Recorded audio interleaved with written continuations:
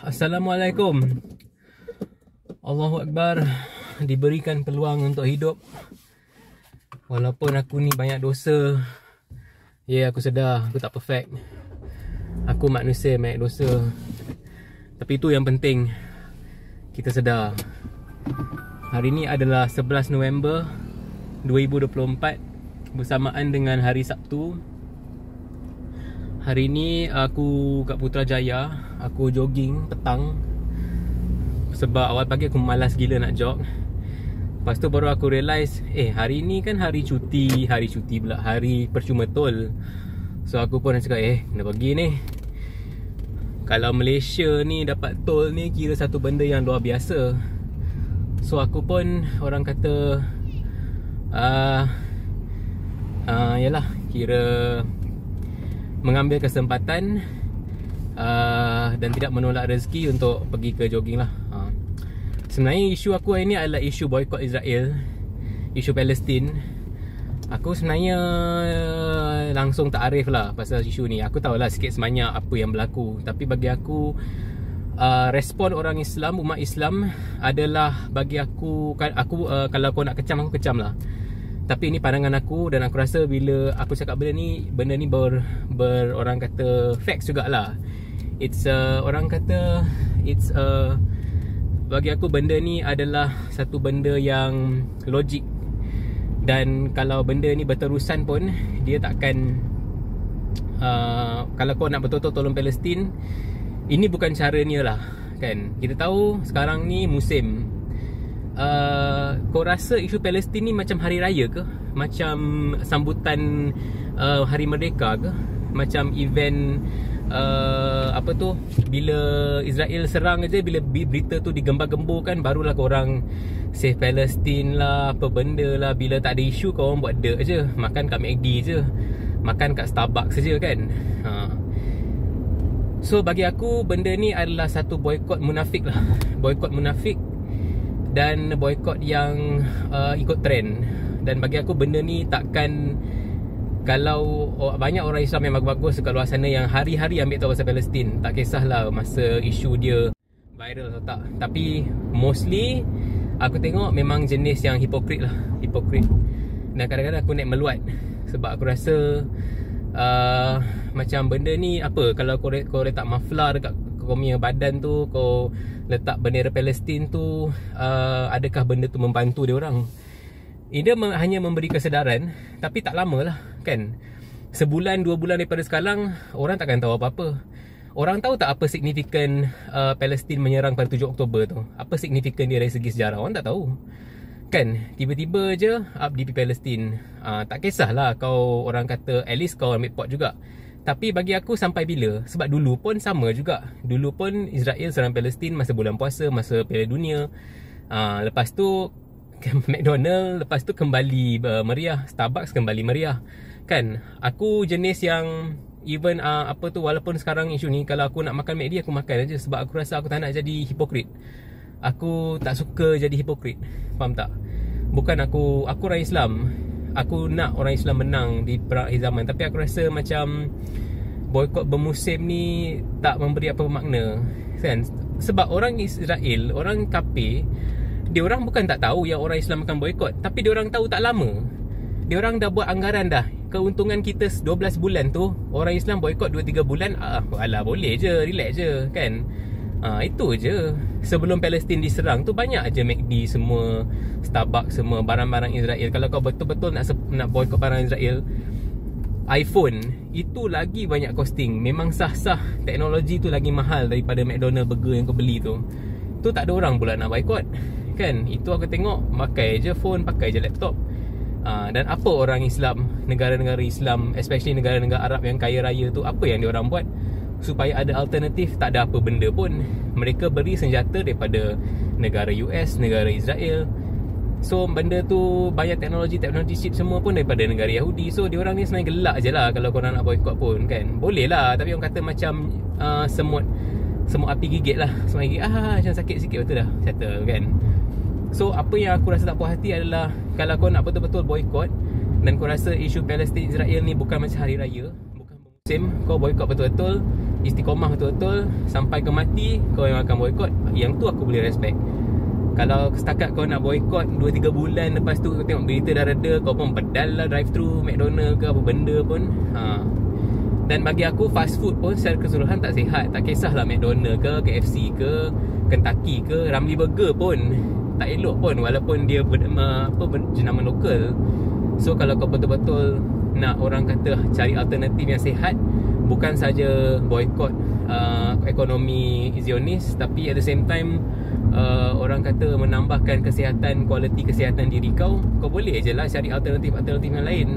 Kau boleh beli ayam kampung. Apa jadi kepada kempen BMF Buy Muslim First? Habis, hancur. Semua kempen-kempen ni meluat. Aku rasa macam meluat sebab dia hanya bermusim. So dia macam hari raya je lah. Lepas habis raya, habis, bye-bye. Lepas bulan Ramadan habis, kembali membuat dosa, tak perlu ke masjid. So bagi aku, kelemahan orang Islam sekarang ni istiqomah. Dia tak ada istiqomah sebab mental dia tak strong. Mental tak strong dan hanya ikut trend. Dan ada juga yang bukan dia orang boykot McDonald tu sebab dia orang betul-betul Palestin, tapi malu.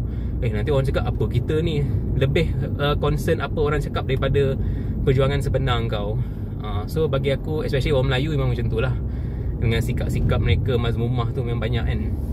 Ini aku cakap direct je lah. Kalau kau tak puas hati sudah lah kan. Kalau kau puas hati, puas hati lah. Sebab ini aku cakap ni benda betul. Aku sabarlah, dalam 6 bulan lagi ada tak mafla-mafla Palestin tu, bendera-bendera Palestin tu ada tak yang orang kata akan berkibar kan. Kalau kau sekadar buat perjuangan yang 2-3 hari ni, tak payahlah. Sebab perjuangan ni orang kata buat benda seumur hidup. Aku tak boleh letak pun DP aku Palestin ke apa. Tapi aku tahu aku nak buat satu benda. Amalan aku yang aku memang lama nak buat, aku nak sembahyang subuh berjemaah di masjid. Yang tu aku belum berjaya lagi buat. Aku puasa Isnin Khamis aku buat, kecuali Khamis lepas baru khusus. So aku macam, iman aku lemah lah. Nampak makanan free hotel aku makan juga. Tapi Isnin Khamis puasa aku buat. Apa lagi amalan ni? Sebab kalau kau nak kalahkan orang Yahudi, jemaah subuh tu wajib. Kalau kau betul-betul orang Islam yang berprinsip, kau akan buat amalan-amalan ni.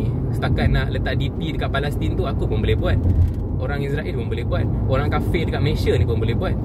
Kan? Setakat letak DP, pakai mafla, lepas tu subuh terbongkang. Buat apa bro? Tak guna pun. So bagi aku marah. Bagus kesedaran tu. At least ada kesedaran. Tapi biarlah kita buat satu benda ni yang ada orang kata goal di akhirnya. Dia macam dia seolah macam ni tau. Macam kau diet, tapi kau diet 2-3 bulan, 10 bulan lepas tu kau main bantai, mana nak kurus? Betul tak? Kalau kau diet, kau kena every month sampai setahun 2 tahun baru kau nampak result. Kalau kau jogging, aku jogging, hari ni jogging, besok tak jogging, besok pedal McDonald, besok pedal fast food, mana nak kurus? Apa yang kau buat hari ni sia-sia? Kau nak ke apa yang kau buat tu sia-sia? Itu je persoalan aku. Kau nak ke tak? Kalau kau nak buat perkara tu sia-sia, up to you lah. Kau buat lah, kau kecam lah aku. Kau cakap aku ni kapil lah, apa benda lah, ikut kau lah. Aku tak kisah pun kan. Aku tak rugi apa-apa.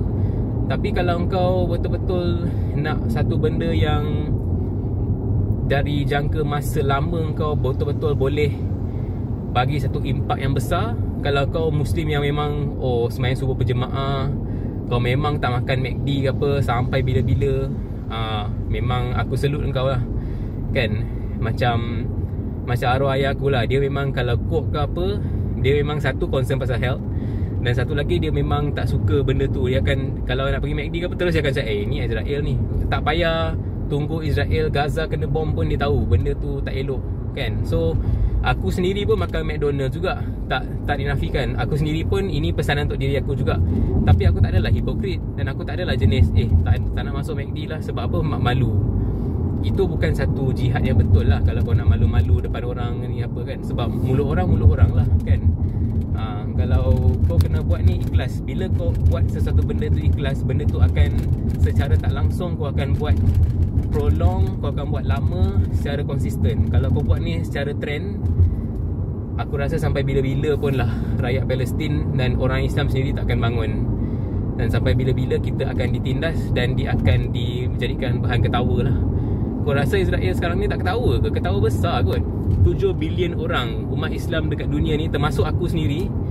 Tapi diorang berapa orang Yahudi aku pun tak tahu. Aku rasa tak sampai 1 bilion ke? Tak sampai aku rasa.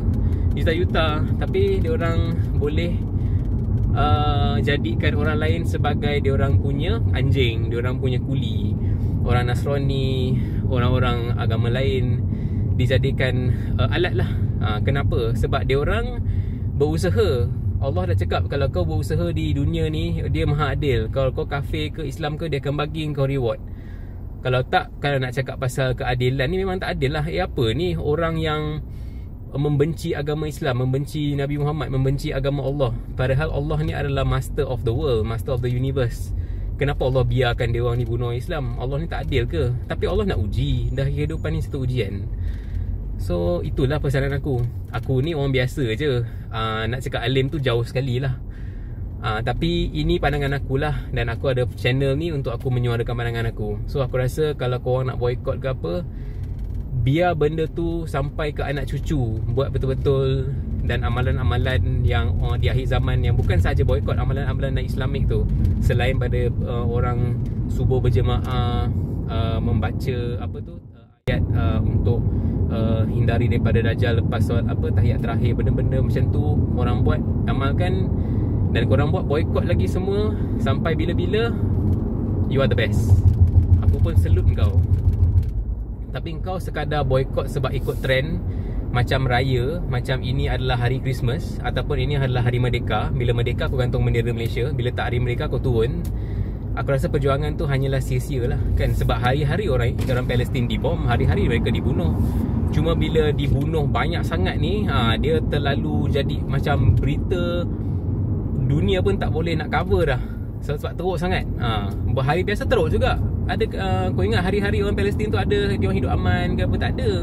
Ada je hari-hari berita terpencil berlaku. Tapi tak, orang kata sebab dah hari-hari berlaku, benda tu dah jadi normalisasi lah kan. Normalisasi. So kalau kita nak betul-betul bantu, biarlah kita bantu ni betul-betul sampai ke akhir, sampai ke liang lahat lah. Barulah benda tu, jihad tu betul-betul quality. Kalau tak, macam aku cakap, dia macam diet lah. Kau diet hari ni 5 macam kau diet bulan puasa, 11 bulan lepas tu kau balon makanan macam tak macam setan. Kau agak-agak kau boleh kurus ke? Mana boleh bro kan. Hidup ni kena realistik lah. So aku kadang-kadang annoying jugalah dengan orang-orang yang kadang-kadang perangai pun tak semengah mana, mengatur orang lah apalah semua. Tapi bajet sebab trend Palestin, padahal kau sendiri dalam hidup kau tak ambil peduli pun kan. Aku macam menyirap juga lah. Ini personal, aku punya personal feelings lah kan. Sorry lah, personal feelings tu ada sikit. Tapi secara keseluruhan aku rasa orang Islam ni, kita mempunyai potensi yang lebih daripada ni. Setakat maflar, setakat bendera, kita we can do more. We are 7 billion people kot. Kita dah dijanjikan dalam Quran yang kita akan menang. Tapi bagi aku tengok sekarang ni macam jauh lagi lah.